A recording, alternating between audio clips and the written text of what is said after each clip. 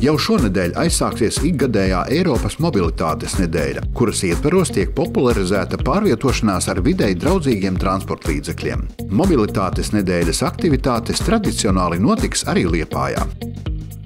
Eiropas mobilitātes nedēļa principā cenšas iedzīvināt pilsētās šo vīziju par cilvēkiem, gājējiem, velosipēdistiem atvērtu pieejamu pilsētu, par mazāk stresainu pilsētu, par pilsētu, kurā ir tīrāks gaiss, mazāks autotrokšņa piesārņojums.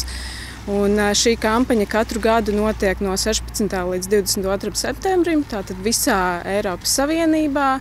Un patiesībā šī kampaņa ir aizgājusi arī jau daudz plašāk, arī daudz kur pasaulē. Šī kampaņa tiek iedzīvināta pilsētās. Un diena bez auto, šogad Liepājā mēs šo dienu atzīmēsim 16. septembrī, tā ir sestdiena. Un mums notiks jau tradicionālais velobrauciens cauri pilsētai. Interesantus aicinām piedalīties un nākt un reģistrēties var šim velobraucienam vienkārši atnākot šajā rītā, 11. Pie pilsētas domes būs reģistrācijas punkts. Visiem interesantiem tiks izdalīti arī koši krekli. Un 12. tiek dots starts šim velobraucienam, un mēs policijas pavadībā braucam cauri pilsētai. Gala punkts būs 14. novembra bulvārī. Tur ir atpūtas vieta Prieka taka. Varbūt kāds arī nemaz to nezina. Un tad šī ir iespēja pabaudīt pilsētu mazliet citādākā gaisotnē.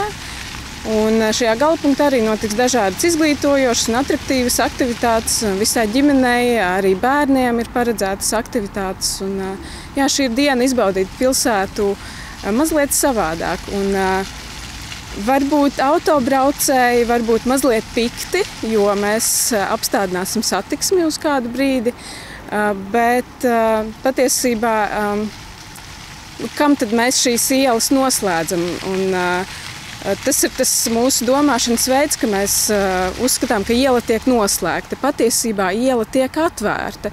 Viņa beidzot ir atvērta cilvēkiem, kājām gājējiem. Šī iela vienkārši nav pieejama autotransportam vai motorizētiem transporta līdzekļiem, bet iela ir pieejama. Un to mēs arī vēlamies ar šo kampaņu uzsvērt. Velobrauciens cauri pilsētai būs pirmā, taču nevienīgā mobilitātes nedēļas aktivitāte. Notiks arī ekskursijas sabiedriskajā transportā, un ar šo pasākumu mēs vēlamies parādīt cilvēkiem, ka sabiedriskais transports arī ir ērts un foršs pārvietošanās līdzeklis pa pilsētu. Un tāpēc tieši 4. autobusa maršrutā darbdienu vakaros no 18. līdz 22. septembrim, 5:30 vakarā. Būs pieejama ekskursija ar gidu, un gan pasažieri, gan arī cilvēki, kas pieteiksies tikai šo ekskursiju, varēs šī maršruta garumā klausīties stāstu gan par Liepājas vēsturi, gan par karostu, jo šim autobusam galapunkts ir tieši karostā. Svētdien, 17. septembrī, notiks velo ekskursija Iepazīsti karostu. Ekskursijas laikā būs iespēja uzzināt par karostes izveidi, ieraudzīt jau redzētas vietas citā gaismā, apskatīt lielisku inženieru veidotus objektus, kā Oskara Kalpaka tiltu un cietokšņa bateriju numur 3. Ekskursijas noslēgums plānots Lāčplēša dārzā.